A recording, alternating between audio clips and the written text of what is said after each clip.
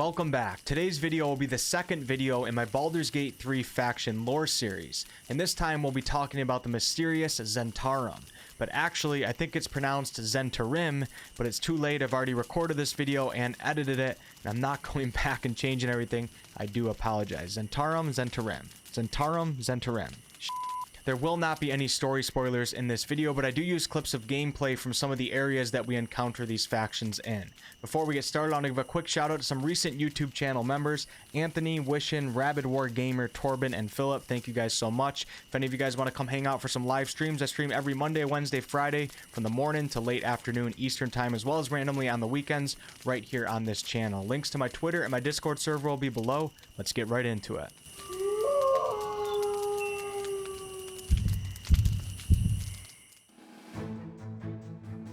The Zhentarim were a mercenary company and greater mercantile organization in Faerûn.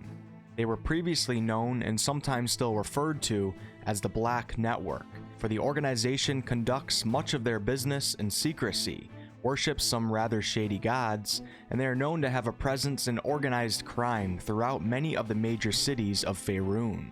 We encounter Zhentarim members in various places in Baldur's Gate 3, but primarily in the Zhentarim hideout. Over the Zhentarim's 231 years of existence, they have gone through periods of conflict and misfortune, as well as success and growth. Amassing wealth, power, and influence is always their mission, and one of their main strategies for doing just that is working to secure a monopoly over all activities in Faerûn. The Zhentarim operate on the principles of cooperation between martial might and subterfuge. In order to achieve their goals, they often use their extensive mercantile contacts to move illicit goods and contraband throughout the continent. This could include slaves, poisons, drugs, and even smoke powder weapons. They are involved in racketeering, blackmail, and bribery schemes which work hand in hand with weakening political unions, draining government coffers, and destroying infrastructure. All of this can leave realms in weakened states and allow the Black Network to move in for martial conquest. The Zhentarim are also not afraid of spending large amounts of gold to destroy competitors and secure future profits. Despite all of their illicit business, they have also developed a strong public mercantile presence in more recent history, and actually do engage in legal activity quite often. A large amount of Zhentarim merchants conduct legitimate business on behalf of the organization, and their services can prove quite useful. Apart from trade, the Zhentarim can be called upon to serve as bodyguards, escorts for merchants, or as trained soldiers to help defend city walls. No matter what they are up to, legal or illicit, it is all done with one goal in mind: to bring all of Faerûn under the iron fist of the Zhentarim. The Zhentarim was founded in 1261 Dale Reckoning, around 231 years before the events in Baldur's Gate 3. A power-hungry wizard by the name of Manshun created the organization to help spy and fight for him when needed. Manshun was the lord of Zentarim Keep, which was once the most powerful city in the Moonsea region. This area is far east of Baldur's Gate and north of the Sea of Fallen Stars. Manshun had great ambitions of expanding his realm of control, and he created this organization to help him do just that, while also being able to act independently from the Zentarim Keep. He eventually formed an alliance with a high priest of Bane named Fazul Shembril, who became his second in command. With this change, Manshun disposed of the high-ranking priests within the Zentarim Keep and converted the city's lesser clergy to the worship of Bane, the god of tyrannical oppression, terror, and hate. Over time, Manshun became paranoid of Fazul, but recognized his power and importance to his organization. So to counterbalance this potential threat, Manshun went on to form an alliance with a beholder by the name of Xantrif.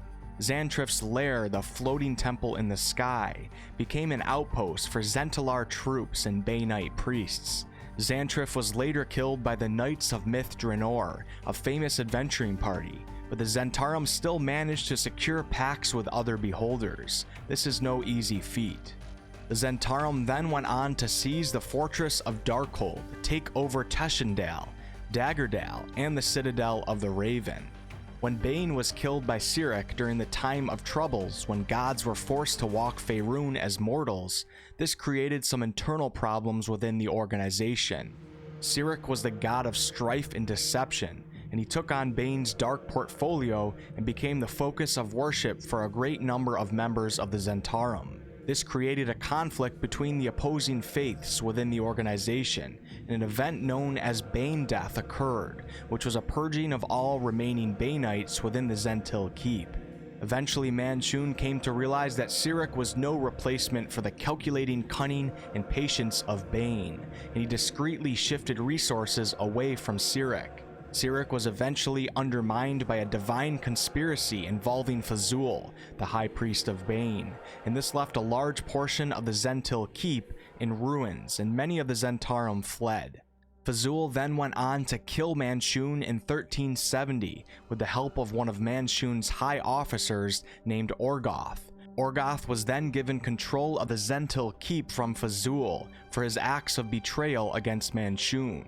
Manchun was a powerful wizard though, and he lived on through cloned bodies of himself that he created. One of these clones returned to the Zhentarim, but actually conceded all leadership to Fazul and became an agent. When Bane, the god of tyranny, was resurrected in 1372, Fazul attempted to expand the Zhentarim once again. However, through his formations of rather poor alliances, the Zhentarim created powerful enemies, and Fazul and much of the Zhentarim's territories were destroyed by the Netherese. At this time, only Darkhold was left. The Zhentarim were then eventually taken back over by the forces of Sirik. One day, a mysterious warrior who goes by the name of Paragost appeared out of nowhere and joined the Zhentarim. Through his might and ruthless efficiency, he eventually was given command of the entire Zhentarim army. Under the leadership of Paragost, the Zhentarim have transitioned from a conquering force into a mercenary army that serves others. They are now said to have greater numbers than ever before. Over the organization's history, they have developed many powerful foes. Most notably would be the Harpers, the Knights of the North, the Lord's Alliance, the Purple Dragons, and the Shadowvar. It is important to note though that in recent history they have allied with some of these same factions to help put an end to the cult and Red Wizard's attempts to free the dragon god Tiamat from her imprisonment in the Nine Hells. All in all, despite being a rather dark organization, they do have some core beliefs that can draw in even those who consider themselves rather good-natured. The Zhentarim is your family. You watch out for it and it watches out for you. You are the master of your own destiny, and never be less than what you deserve to be. And everything and everyone has a price. These three beliefs can sound promising for one wandering without true purpose.